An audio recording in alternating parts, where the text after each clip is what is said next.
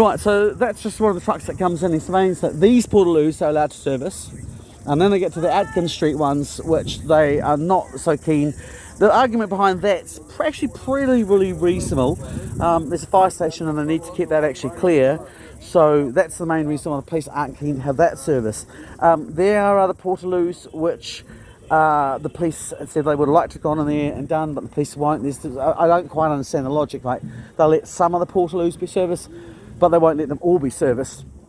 And they've also been very given kind of strict instructions from above that, if someone comes with a caravan or anything so that's not, then they're like, nah. So, that's another kind of dimension that we're seeing, which I just thought I'd actually add into the equation to give you a little bit more perspective of what's going on. So it's, it is a complicated situation. You've got basically the protests that are actually on the parliamentary grounds.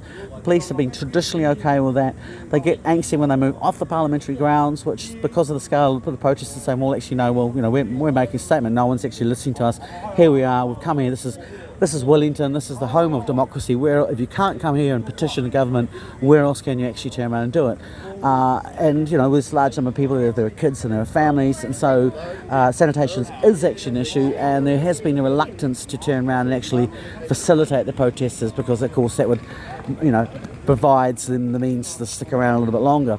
But what we also turn around and see is that the police then turn around and they actively inflame the situation, and again, whether this is a case of some command structures like disagreeing and this is an internal battle in the police, I simply don't know, but we do see that we get groups that turn around and they targeted the Portaloos. And they've literally gone out there and they've bashed people up who've been trying to hold them up, as their aim has been to knock them down. So then the counter response was to turn around and create structures which are a little bit harder for that to turn around and do, and that including the idea of bringing in a shower, which the police have responded by actually smashing that actually up and leaving all the wreckage just there on the ground. So again, the protesters are coming and cleaning it up, and if they hadn't, no doubt that would be the thing that was being used on the news to bash them over.